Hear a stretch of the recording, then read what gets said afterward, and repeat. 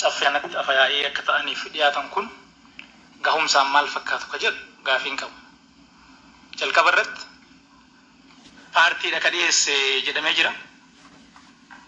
An koree hooggansa paartii keessaa nama tokko dubbii kanaan hin dhageenye.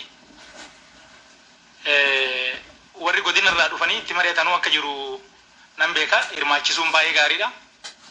Akkamitti wanni kun eenyu faatu madaalee eenyu koreeni waan kana qorate hin jedhu kuni anaaf gaafidha jechuudha. Deemsa irratti maal taaneet keessa hafne nuyi akkamitti quba qabaachuu baanne waan paartiin keenya dhiyeessu paartiin keenya akkamitti duubatti nu dhiise adda durummaadhaan paartii kana odoo qabsoofnu waajjira paartii keessatti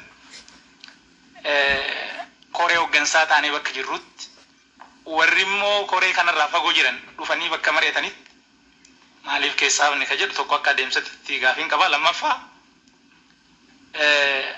naannoo keenya keessatti wanni baay'een han hojjanne milkeessine jira wajjin sheer goona. Haa ta'u immoo wanni harcaafne wanni ammas uummata keenyatti rakkoo ta'e dhibee ta'e ibidda ta'e baay'eetu jira jechuudha.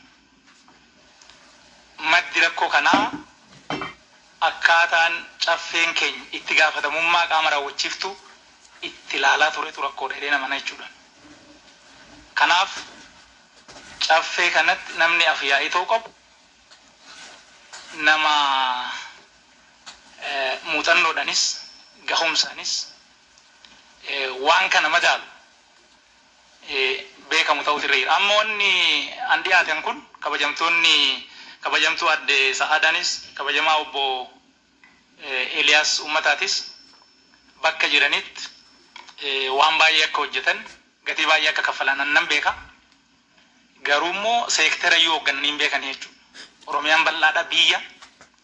Caffeen kun immoo dhimmoota Oromiyaa keessatti miti Itoophiyaa keessa socho'aniifu bakka ijoodha jedhee waan yaaduuf toora kanatti ga'umsa qaban jedhee waan hin amanneef kanuma kaasuuf jechuudha. Ulfaadha.